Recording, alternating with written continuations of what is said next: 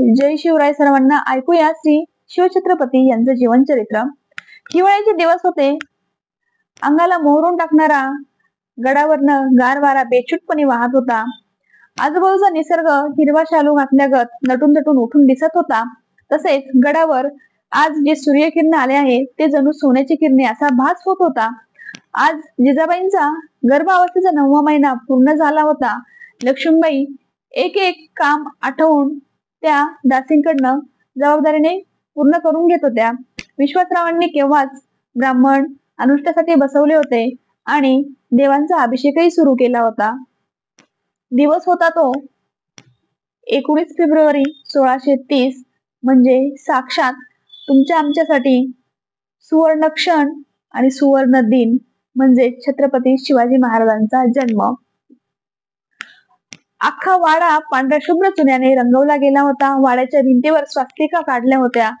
तसेच सगळीकडे चांदीच्या रौप्य समया तेवत ठेवल्या होत्या आणि मंचकावर सुवर्णांचे कलश पाण्याने गच्च भरून ठेवले होते.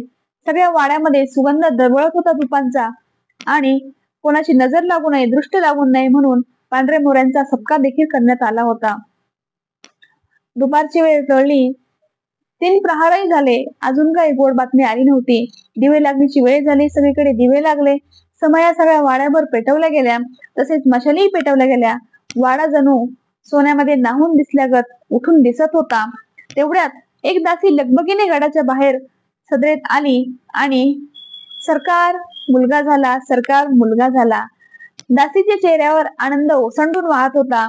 ती गोड बातमी ऐकल्यानंतर सगळीकडे एक चैतन्याचे हर्षाचे वारे पसरू लागले आणि विश्वासरावांनी कमरेला असलेला कसा तो काढला आणि चांदीचा पूर्ण भरलेला तो कसा दासीला बक्षीस म्हणून दिला. हे घे गोड बातमी दिल्याबद्दल. दासीच्या चेहऱ्यावर अजून काही पण आनंद वाहू लागला आणि सुवासिनींनी बाळाला आणि बाळंतीण बाईला कडक पाण्याने न्हाऊ घातले. तसेच शास्त्री व्यस्त झाले होते बाळाची जन्मवेळ आणि नोंद ग्रहताऱ्यांची करण्यामध्ये. सगळेजण सदरेमध्ये येऊन बसले. आता सगळ्यांना आतुरता लागली होती बाळाचं भाकीत ऐकायचं. शास्त्रींनी सांगायला सुरुवात केली, मा साहेब, साक्षात सूर्यपुत्र जन्माला आला आहे. तुमच्या पोटी एका देवाच्या अंशाने जन्म घेतलेला आहे. सगळे आता संकटे दूर होणार आहे आणि या महाराष्ट्राला एक वाली भेटणार आहे. जिजाबाई हसल्या आणि म्हणाल्या, सगळेच शास्त्री असंच भाकीत करत असता मुलाचं. शास्त्री, नाही मासाहेब, हा शास्त्री वयाने आणि अनुभवाने सांगत आहे. तुम्हाला याची प्रचिती नक्की एक दिवस येईल. त्यावेळी जिजाबाई बोलल्या, तुमच्या तोंडात साखर पडो. सगळ्या दासी लगबगीने पाकखान्यातून लाडूचे ताट भरून आणत होत्या. सगळीकडे भरभर फिरत त्या वाहत होत्या, वाटत होत्या आणि सगळीकडे हर्ष हर्ष झाला होता. हर्ष शिवनेरीला झाला होता. हर्ष शिवनेरीला झाला होता. कारण साक्षात सूर्यपुत्र शिवनेरीवर जन्माला आला होता.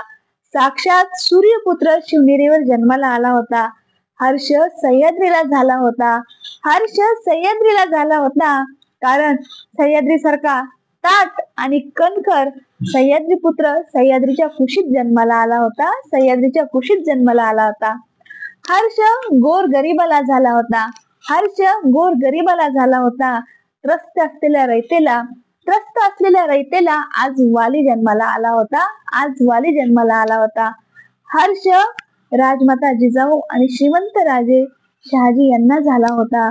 कारण त्यांच्या पोटी साक्षात शिवांचे अंश जन्माला आले होते. साक्षात शिवांचे अंश आपले हिंदवी स्वराज्य पूर्ण करणारे पुत्र जन्माला आले होते.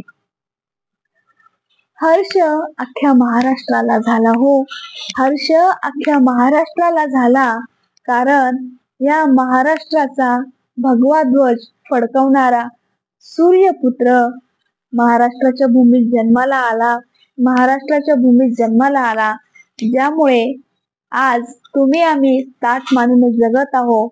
हे फक्त आणि फक्त छत्रपती शिवाजी महाराज यांच्या जन्मामुळेच. कारण छत्रपती शिवाजी महाराजांच्या जन्मामुळे महाराष्ट्र हा महाराष्ट्र राहिला. कुठला बाद झाला नाही. कुठला बाद झाला नाही. हर्ष तुम्हा आम्हा सगळ्यांना झाला हर्ष तुम्हा आम्हा सगळ्यांना झाला. कसा वाटला माझा शिवजन्माचा व्हिडिओ नक्की सांगा. छत्रपती बुलंद आवाज या चॅनलवर असेच मी सर्व प्रसंग एक एक करून व्हिडिओ अपलोड करणार आहे, तेव्हा मला नक्की प्रतिसाद द्या. व्हिडिओ इतरांनाही शेअर करा. जय जिजाऊ, जय शिवराय, जय शंभूराजे. धन्यवाद.